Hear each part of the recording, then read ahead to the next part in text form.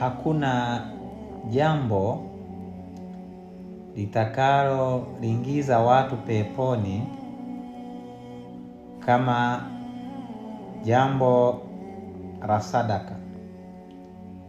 Sadaka ni jambo Mwenyezi Mungu au amali Mwenyezi Mungu anayopenda zaidi. Ndiyo maana umekuta ndani ya Qur'ani Mwenyezi Mungu ameeleza kwa kusema waja waliopita wa Mwenyezi Mungu walikuwa ni watu wa kutoa.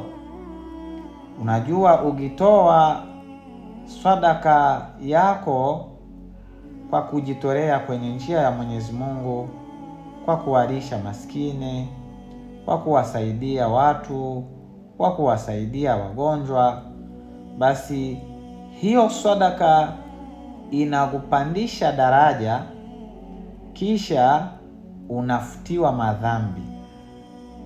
Waja wa Mwenyezi Mungu wale waliotangulia, wale walioishi kwenye ardhi kabla yetu sisi, Qur'ani imewasifu kwa kusema wayut'imuna at'ama ala hubbihi miskinan wa yatiman wa asira innama nut'imukum liwajhi llahi la nuridu minkum jazaa wala shukura. Mwenyezi Mungu anatuambia wayut'imuna at'ama ala hubbihi miskinan, walikuwa ni watu wenye kutoa, watu wa kujikurubisha kwa Mwenyezi Mungu, watu wa kuwa karibu na miskini na kuwarisha. Lakini angalia matajiri wa sasa hivi, wao wanawakimbia wale miskini, hawataki mazoeano na wao, hawataki kuwasaidia.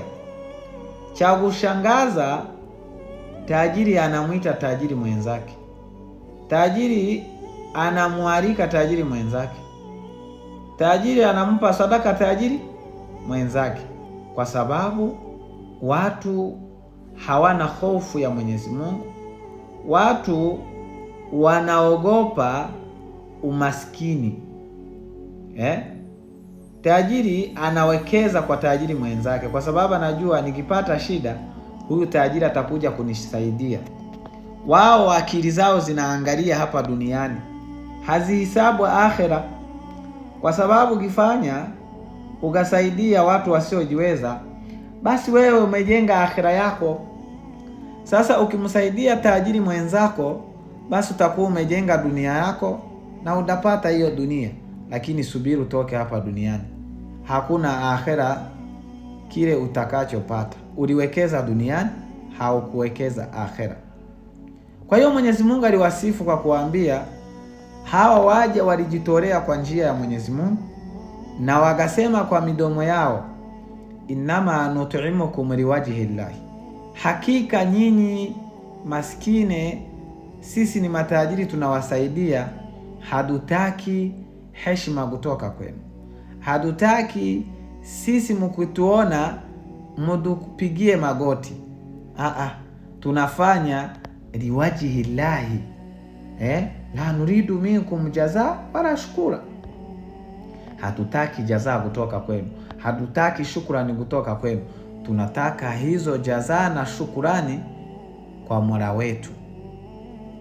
Lakini tajiri wa sasa hivi au mtu yoyote akusaidie, usimshukuru, uone vita vitakavyofanywa.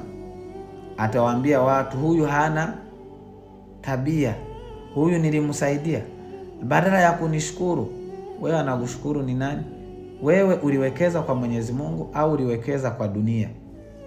Kwa hiyo watu wajue kile utakachofanya kwa ajili ya Allah, basi hata mwanadamu asipokushukuru, wewe unajua akhera utakuja kupata jazaa kwa Mwenyezi Mungu. Watu tunawakumbusha usiku na mchana, watu tunawaambia usiku na mchana, saidiane. Mtu akiwa kwa shida msaidie.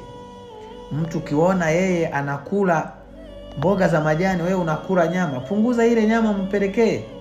Lakini sasa shaitan alikuja akatuonesha hiyo ni ya kwake mwenyewe, nimetafuta na yeye aenda tafute.